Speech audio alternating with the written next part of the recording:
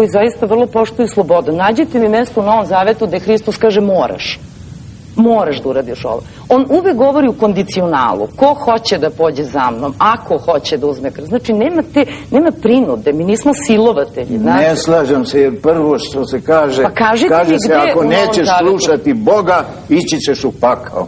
I nije istina da je potreba za religijom rođena iz potrebe normalne. Gospodine Žigman, vi samo potvrđujete ovim što govorite da je vjeronauka neophodna.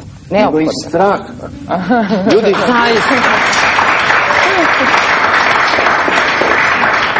Dobro, izvolite. Ja bih odmah pitao gospođu, zašto je Papa ćutao kad je Hitler ubijao Jevreja? Ja, verujte, ne znam, nisam u kontaktu sa Papom. Dobro, ja vam kažem da je Papa bio, znači, dužan da tu svoju toleranciju izrazi protestom protiv toga. Znate šta? Isto tako se pitam, nemojte sad, to je vaš lični problem što vi ne znate. Ja vas pitam, znači ne znate, a ja isto ne znam.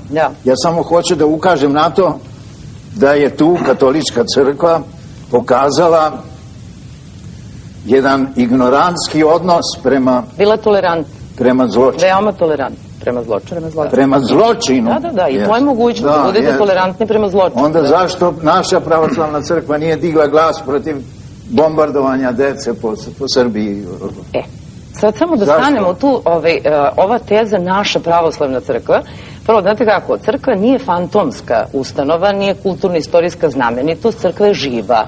I crkvu sačinjavaju ljudi živi, ja sam član crkve. Prema tome, kad govorimo o crkvi, onda praktično govorimo o našoj odgovornosti. Ja kad god govorim o crkvi, podrazumijem, ne može da se posmatra institucionalno. Ja verujem da vama kao ateisti je teško da shvatite o čemu ja sad govorim, ali hrišćani jeste. Pa onda probajte. To je skolastika, odgovarate mojim pitanjem. Ne, nije skolastika. I govorite o ljubavi, a s druge strane kažete treba biti svirep prema onima koji ne veruju. I koji prave... Bože, ne. To nije naravno rečeno i to je vrlo često ubacivanje tekstova koji baš nisu direktno u vezi s ovim što govorim. Šta hoću da kažem? Odgovornost svakog člana crkve za ono što se događa jeste njegova lična odgovornost. I mi samo kao živa crkva možemo da uradimo nešto. Nema tu institucije, dekreta, poglavara, znate.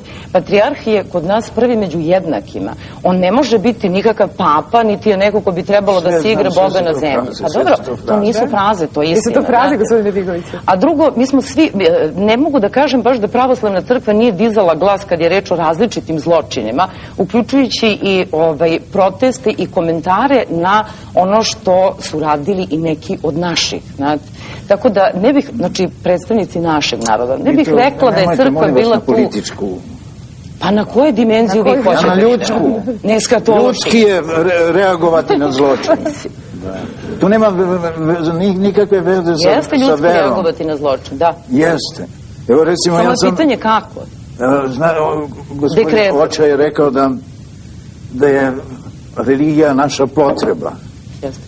A ja koliko znam, religija je izašla iz ljudskog straha, iz neznanja. Ljudi su se plašili groma, svih mogućih zveri i tako dalje i stvarali su razne bogove da bi se odbranili. I ja ću vam reći recimo da je u Ruskom muzeju jedna velika uljana slika 7 sa 5 od Semiratskog koji se zove Frina na prazniku Poseidona. Najlepši akt ženski koji sam u životu video, čak lepši od Engrovog vrela. I ona se svake godine skidala do gola pred Grcima koji su debelo gledali i gledaju na slici debelo šta se to dešava, da bi pokazala Afroditi da je lepša od nje. Dobro. I hoću da kažem kako su tada bili bogovi humani. Oni su dozvoljavali ljudima čak da se s njima nose. A ovaj Bog, on kaže bit će strašni sud i tada će se odlučiti da li si kupio ulaznicu za raj ili za pakao. I mogu vam reći da sam ja kao dete u početku veoma često imao teške snove jer sam se plašio kazne. I smatram da je religija zasnovana prvo na strahu, a poslije na prijetnji. Gospodine Bigoviću. Ali znate kako, ne možete nikoga da naterate da se žrtvuje za drugoga i to je stvar svačije savjesti, svačijeg izbora. Dobro. Ja sam pitao generalno, a vi odgovarate posebno. Naravno da uvijek ima ljudi koji su pošteni, koji rade, to je nešto drugčije. A što bi to trebalo da znači generalno? Ja pitam zašto papa nije. I pred svega mi imamo tu loši razgovor zbog toga što na početku nismo definisali hoćemo li mi govoriti o verovanju u postojanja Boga i o Bogu kao fenomenu u ljudskoj psihologiji i o crkvi koja kobajagi predstavlja Boga. Ja recimo smatram samim tim što je Vatikan najbogatija zemlja na svijetu. Ona samim tim negira sve što propoveda. Upravo vi ste govorili o tome kako su neki bogati, a neki siromašni. Kako to da su vatikanske svetkovine pune zlata, da je Vatikanska banka može da finansira i terorizam i dobrotvorne svrhe, pa da je opet ostane, ona je vlasnik svih mogućih delatnosti na zemlji.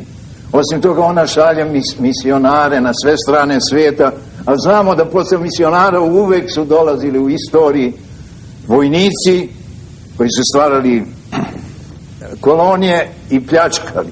I nije istina da je samo srednji vek jok, i do dana današnjeg svi ratovi su verski ratovi. Pa dobro, i ne samo to, vi ste u ime svoga Boga pobili Inke, Indijance, Maje, pokrali zlata. Španija je još danas bogata od tog zlata. Nemojmo se zavaravati. Crkva je nešto drugo od onoga što je Bog. Ja lično sam sklon i veoma mi je bliska misao o Bogu. Ja znam da je umetnost nešto što je veoma blizu Bogu. Ali crkva je najdalje od Boga. Gospodine Bigoviću. Pa ja iz